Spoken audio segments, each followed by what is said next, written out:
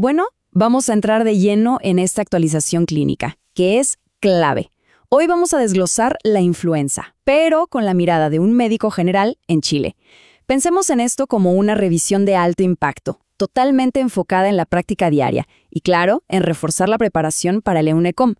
Nos vamos a pegar a las guías nacionales y a lo que vemos todos los días en la consulta. Perfecto. Esta es la hoja de ruta. Primero lo primero. Vamos a separar la paja del trigo, qué es influenza y qué es un resfrío común. De ahí nos metemos a conocer al virus en sí. Después, cómo se diagnostica acá en Chile, siguiendo los criterios que importan. Luego, por supuesto, el manejo, tratamiento y ojo con las complicaciones. Y para cerrar, la piedra angular de todo, la prevención.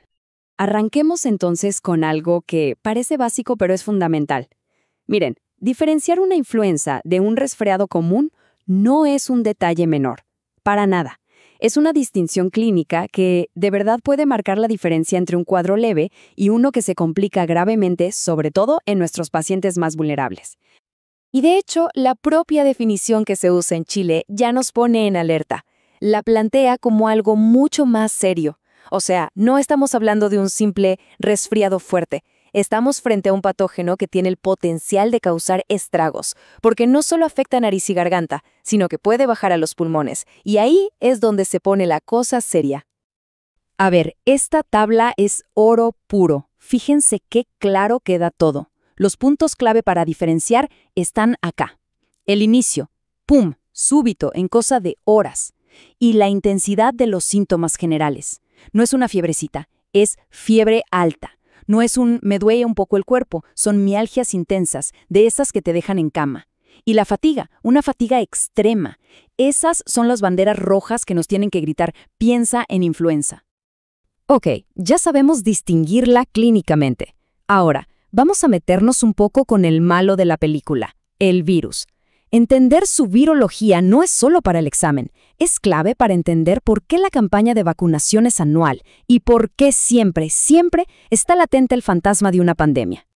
Bueno, en la clínica la verdad es que nos enfocamos en dos, el tipo A y el tipo B. El tipo A es, digamos, el protagonista. Es el que causa las epidemias de todos los inviernos y además el responsable de todas las pandemias que hemos conocido. ¿Por qué? Por su capacidad de cambiar. El tipo B también da harto que hacer cada temporada. Los tipos C y D, esos para efectos prácticos tienen un impacto mínimo en las personas. Aquí está la clave de todo. El potencial de generar una pandemia es casi exclusivo de la influenza A, y la razón tiene un nombre, shift antigénico. Pensemos en el shift como un cambio radical, una reorganización genética mayor que ocurre porque el virus puede saltar entre animales y humanos. Es como si cambiara de disfraz por completo. En cambio, la influenza B evoluciona más lento, a través de drift antigénico, que son cambios pequeños, graduales. Por eso no tiene ese potencial pandémico.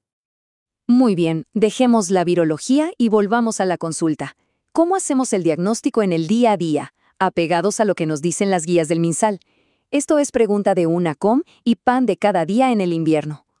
Y aquí la definición es súper precisa. No hay mucho espacio para la interpretación.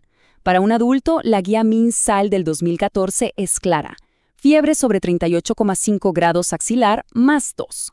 Y a eso se le suma al menos uno de estos, mialgias, odinofagia o cefalea. Este criterio hay que sabérselo de memoria. Ojo que en los niños la cosa cambia un poco. En los menores de 2 años la definición es más simple, fiebre de 38,5 o más, y a eso se le suma tos o rinorrea. Y hay que tener especial cuidado con los lactantes, los más chiquititos, porque ellos pueden hacer cuadros muy atípicos, a veces solo con apnea o fiebre alta como único signo. Además, los síntomas digestivos como vómitos y diarrea son mucho más comunes en ellos que en los adultos. Este es el flujograma mental que deberíamos seguir. Primero, la sospecha clínica, lo que llamamos enfermedad tipo influenza o ETI. Segundo, y esto es crucial, estratificar el riesgo. ¿El paciente tiene factores de riesgo? ¿Tiene signos de gravedad? Tercero, decidir si se necesita una prueba. Se puede considerar una PCR si el resultado va a cambiar la conducta, por ejemplo. Y cuarto, lo más importante, no esperar. Si hay alto riesgo o un cuadro grave, se inicia oseltamivir de inmediato, sin esperar confirmación. Ahora, Si necesitamos saber sí o sí qué bicho es, pensemos en un paciente hospitalizado con una infección respiratoria aguda grave, una IRA, o por temas de vigilancia epidemiológica, el gold standard es la PCR.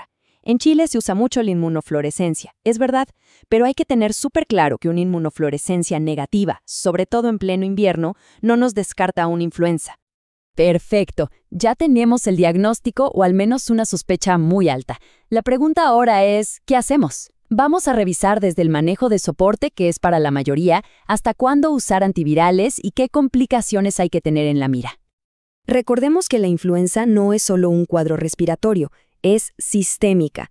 La complicación más temida y frecuente es la neumonía, ya sea viral primaria o por una sobreinfección bacteriana. Pero la lista sigue. Miositis, miocarditis, encefalitis, puede descompensar cualquier enfermedad crónica de base, como el asma o la EPOC. Y algo que no se nos puede olvidar nunca. En niños y adolescentes con síntomas virales, la aspirina está absolutamente prohibida por el riesgo del síndrome de Reye. Eso es dogma. Para la gran mayoría de los pacientes, los que no tienen factores de riesgo y se manejan en casa, el tratamiento es sintomático. ¿Y qué significa eso? Pues los 3 pilares. Reposo, para que el sistema inmune haga su trabajo. Mucha hidratación, para reponer lo que se pierde con la fiebre. Y controlar los síntomas, como la fiebre y los dolores, con paracetamol o ibuprofeno. Pero también tenemos armas específicas, los antivirales. El más conocido es el oseltamivir. Lo que hacen es acortar los días de enfermedad y disminuir la gravedad. Pero, y este es un gran pero, su máxima eficacia se ve cuando se inician dentro de las primeras 48 horas desde que empezaron los síntomas. Por eso es tan importante la consulta precoz en los grupos de riesgo.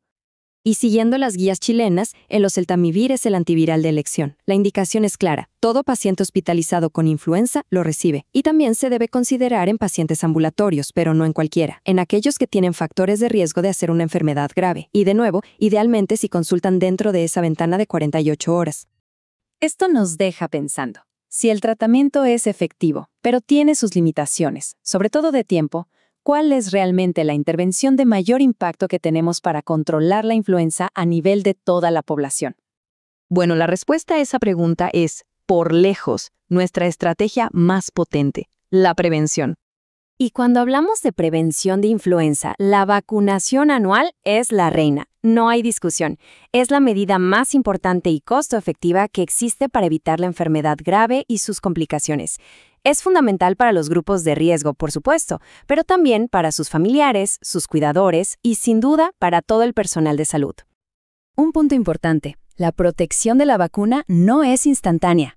Desde que se administra, el sistema inmune se demora unas 2 semanas en fabricar los anticuerpos y alcanzar un nivel que nos proteja de verdad. Justamente por eso, la campaña de vacunación en Chile siempre parte en otoño. La idea es llegar al invierno, cuando el virus circula más, con las defensas ya listas. Y para terminar, no podemos dejar de lado las medidas básicas. Entender cómo se transmite el virus nos recuerda por qué son tan importantes. La vía principal son las gotitas que expulsamos al hablar, toser o estornudar, pero también por contacto con superficies contaminadas. Y un dato clave, el contagio empieza más o menos un día antes de que aparezcan los síntomas. Por eso, el lavado de manos, la etiqueta respiratoria, toser en el codo, usar pañuelos desechables y ventilar los espacios son medidas que siempre suman. Entonces, para cerrar, queda claro que tenemos buenas herramientas para la batalla de cada invierno.